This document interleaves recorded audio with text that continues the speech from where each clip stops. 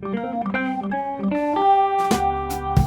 you notice my eye patch? And this parrot that I happen to have on my shoulder? I wish you guys could see this. It's really weirding me out. Yeah.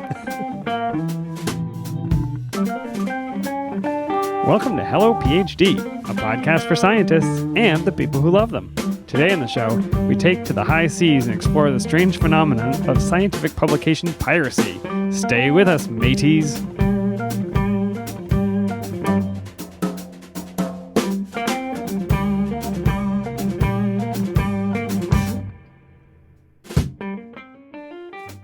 And we're back. This is Hello PhD, episode 34. I'm Joshua Hall. And I'm Daniel Arneman. And we'll discuss the human side of science and life in the lab. Hey, Dan. Arg, Josh. What are you going to do with that?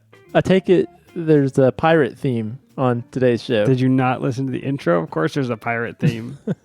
And our beer is slightly pirate themed today. Yeah. I mean, it's a stretch, but I wish you could argue that it's pirate themed. Yeah, I wish we could say that we thought this out ahead of time and did this on purpose. But we are drinking the Death by Coconut Irish Porter from Oscar Blues Brewery. In the list of ways that a pirate could die, Death by Coconut may be the best. So would that be like a coconut to the head? It would make the... Yeah, I think that's right. I'm going to see if I can find a sound effect of a coconut hitting someone on their head. I'm confident that you can do that. So I had this, Dan, my wife and I were down in Asheville not too long ago, and I saw this on tap, and I thought, Death by Coconut, that sounds interesting. So I'm not always a porter person, but the barkeep was nice enough to give us a taste. I really liked it, so I knew I had to get some for the show, so I picked up a 4-pack. Yeah, you know I'm not a dessert-themey beer person, but it is really tasty. It has a lot of coconut flavor and very chocolatey. Very chocolatey. I think this is actually made with some dark chocolate. And listeners, if you're out there, if you can imagine, what's the Almond Joy but without the almonds? There's Mounds and there's Almond Joy. Yeah, Almond Joy's got nuts. Mounds don't. Yeah. This tastes like a Mounds, don't you think? This episode brought to you by Almond Joy and Mounds, apparently. So if you like Mounds or Almond Joy, you would love this beer. So. Yeah, it's really tasty. I don't think I would drink a lot of it. I don't think I would line these up and have a party, but it is kind of like a dessert beer almost. Well, that being said, you've almost finished the one that I gave you. Delicious. Dan, I got to say, I am a little upset with you. Oh, what did I do this time? Well, I was giving a presentation, actually practicing a presentation I'm going to give at a conference this weekend with my team at work. Okay, that's not a bad thing. Doesn't sound like my fault yet. Well, I was getting some friendly feedback on my slides, and I got called out by a coworker for not adhering to advice given on our episode. Did you boomerang an animation? I sensed it. I knew something was wrong. Apparently, I killed somebody with my bullets. Oh, you didn't. I did. It's rule number 1.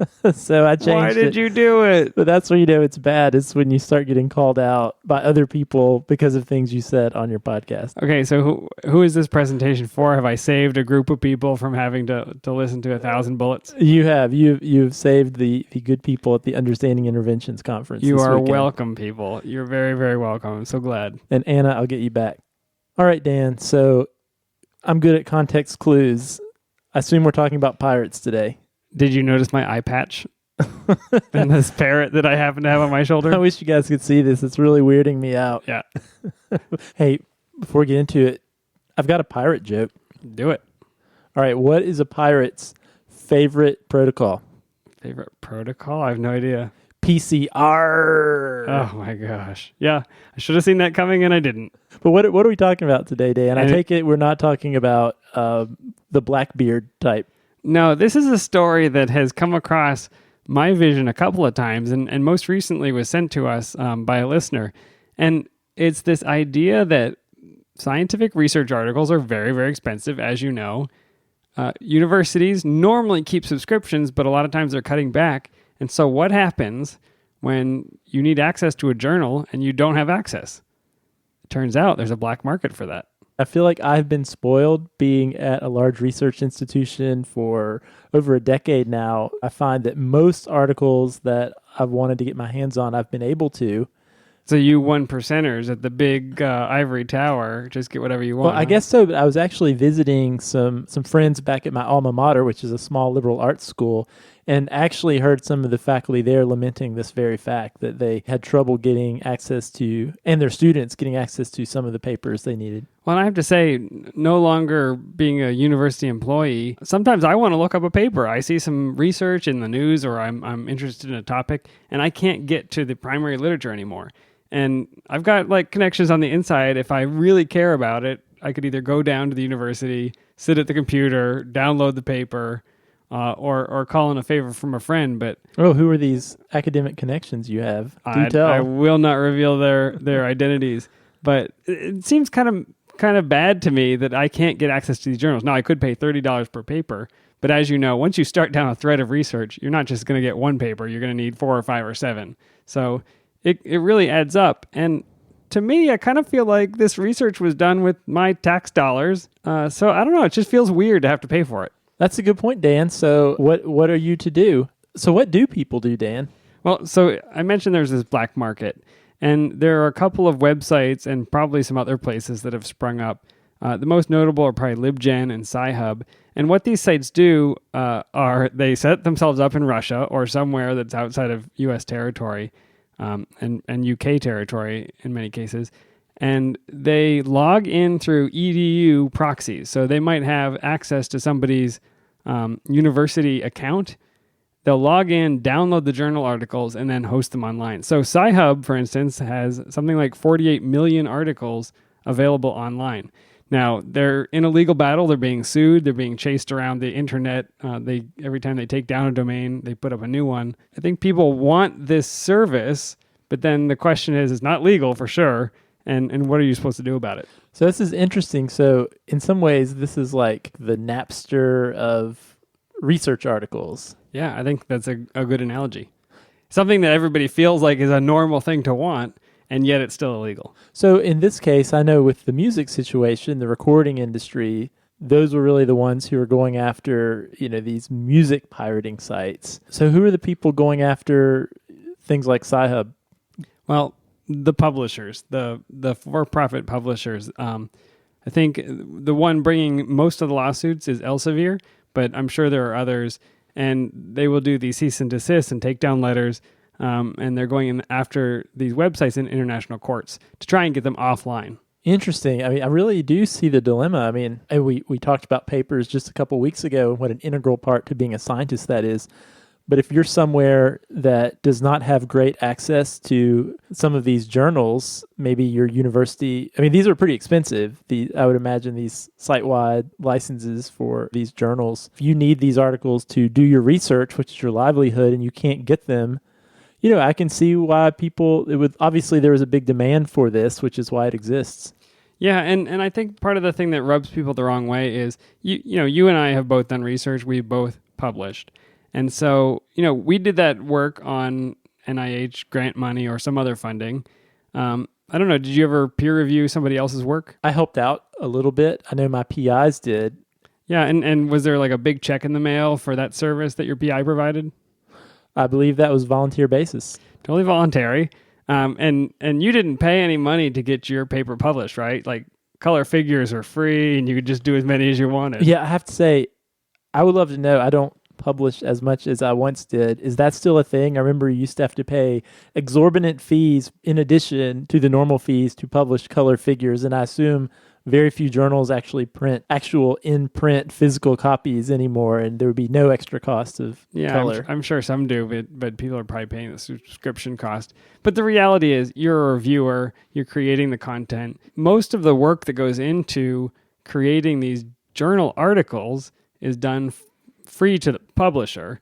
And then the publisher is turning around and charging a lot of money and making access very, very difficult for people. So I think that by itself is leading to this black market where people kind of feel justified in their use of these back channel marketplaces to get the papers that they want to do research.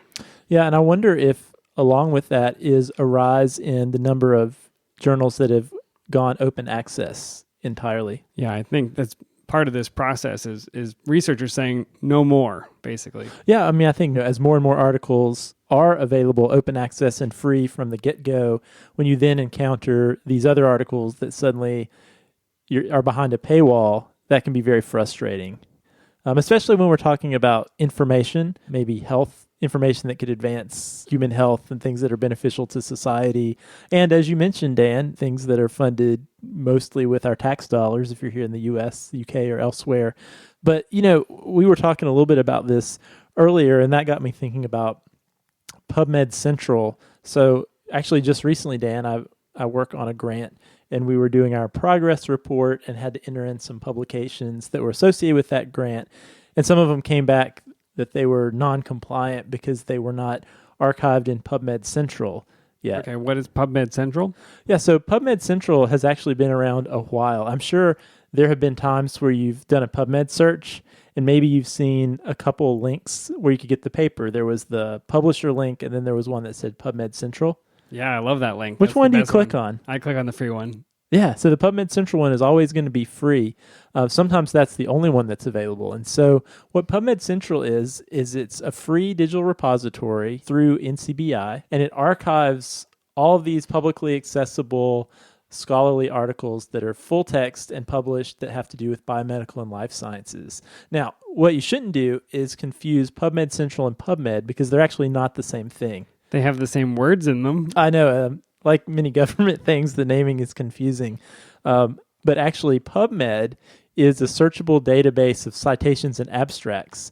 It's indexed, but you'll notice the articles themselves may not be present, and actually are not present through PubMed. There's a link to the article electronically somewhere else, or maybe it's a physical article and there's no link at all. PubMed Central, however, is actually a repository of these freely available articles. So publishers or individual authors themselves actually upload their article into PubMed Central. It gets indexed, reformatted, and is then available directly from PubMed Central. Okay, so it sounds like this is a start on a solution to the problem. Although, if you look at PubMed Central, they're claiming to have just shy of 4 million articles on file. Sci-Hub claims to have 48 million articles on file. So, pretty big difference in how the black market and the white market are doing. Well, so a few things about PubMed Central, Dan. So first, articles that are applicable for PubMed Central, they all have to be peer-reviewed articles. Also, they have to be articles that were published or approved by a journal on or after April 7th, 2008. And they have to be articles that arose directly from funding by the NIH. And so that's the kicker, right? Is funding from the NIH means that paper has to be available. Exactly. And so anyway, other people could put their article, or other publishers could put their article in PubMed Central. So as I mentioned, PubMed Central started in the year 2000, but it wasn't until the enactment of the NIH public access policy, which went into effect in 2009 through the Omnibus Appropriations Act. One of my personal favorite appropriations acts. It's in my top 3 of appropriations acts. But what the NIH public access policy states is the director of the NIH shall require that all investigators funded by the NIH submit or have submitted for them to the National Library of Medicine's PubMed Central an electronic version of their final peer-reviewed manuscript upon acceptance for publication, to be made publicly available no later than 12 months after the official date of publication.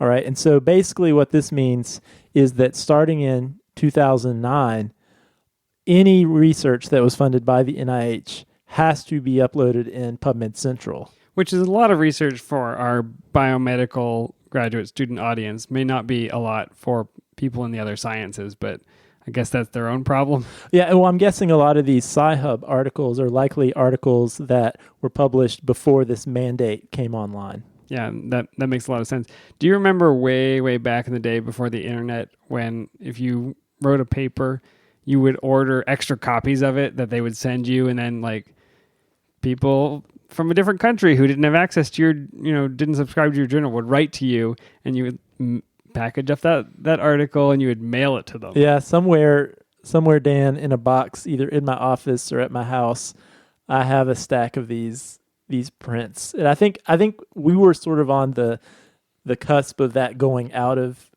going out of Can style. you imagine? But I have some of these guys. Can you imagine? I feel like we're in the 1740s where you want a book and you wait 7 months to get it. And you know how many of those I ever gave out? 0. Well, you gave one to your mom, one to your grandmother. Yeah, and they thought it was cool. I mean, it was kind of fun to get that glossy article with your figures on hanging it. on the fridge. That was pretty nice. cool. You know, the response to this NIH public access policy has generally been favorable in the academic community. And so libraries, universities, and other people who support open access, and certainly people who also advocate for consumer health and patients' rights, really have been big fans of PubMed Central. Obviously, the entities that have been against these types of things are these for-profit publishers. Yeah, and I'm really open to the idea that the for-profit publishers can add some value, and I'm really interested if any listeners have experience with, is it faster to publish with a for-profit publisher? Are they better at getting that paper out? Is their peer review process stronger somehow? Are they able to invest more money in some aspect? Do they have better typesetters? I don't know. I don't know what people do at these publishers. I bet they use fonts that are proprietary, right? That their serifs are more crisp. That's what I want. It could be. Yeah, so one thing I wanted to say about this NIH public access policy was there's this period of time called the embargo period. You might have heard me say that articles have to be made publicly available no later than 12 months after the official date of publication.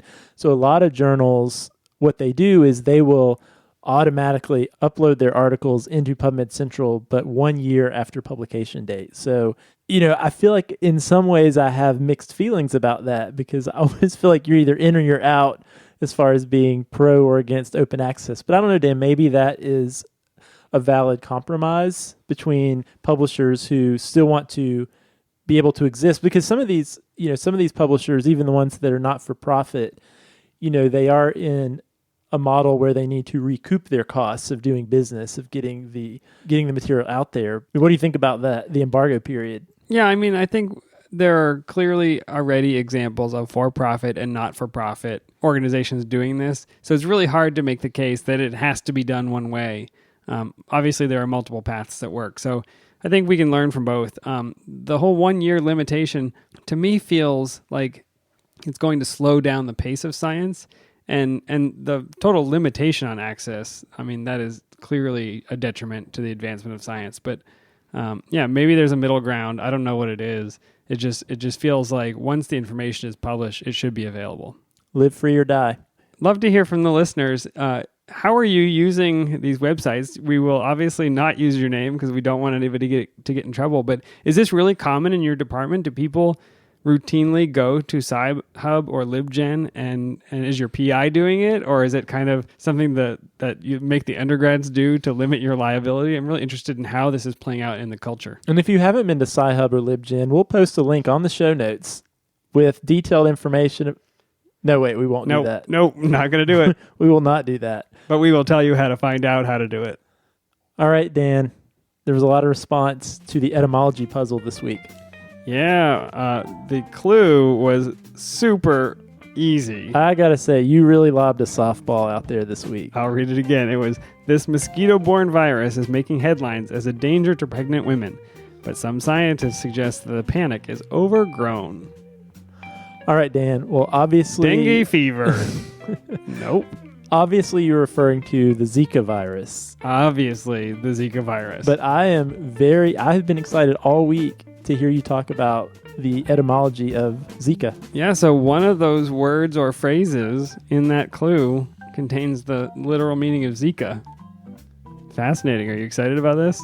So, the Zika virus is named for the Zika forest in Uganda, where it was discovered or first isolated in 1947.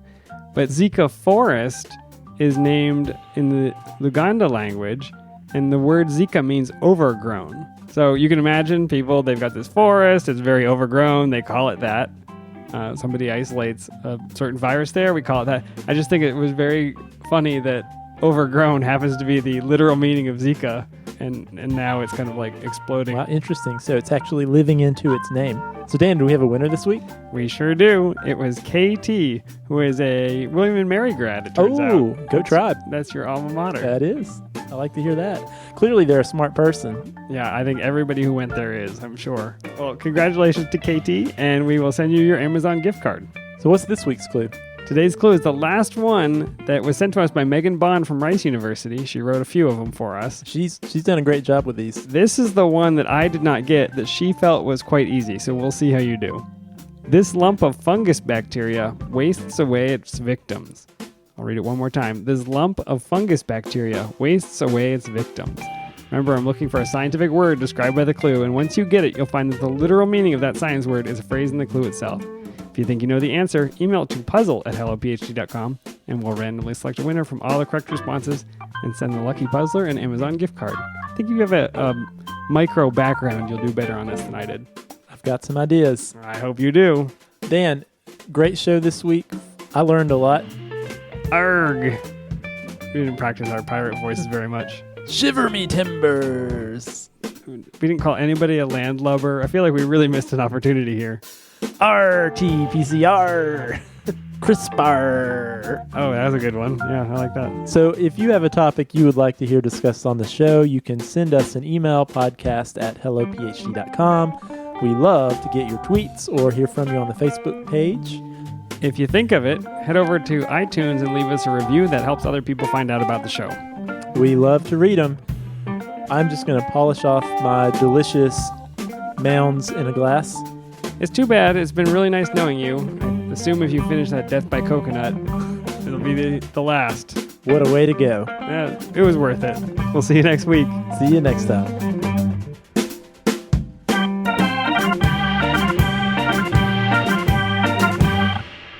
You want to hear another pirate joke? Lay it on me. No, these aren't very good. Why couldn't the pirate stop thinking about sailing? I don't know, Dan. Why? He had ship for brains. Ship. I don't know. I'm reading it off of the website. Did you hear about the pirate with the steering wheel on his belt buckle? I sure did. It's driving me nuts. We're cutting both of those.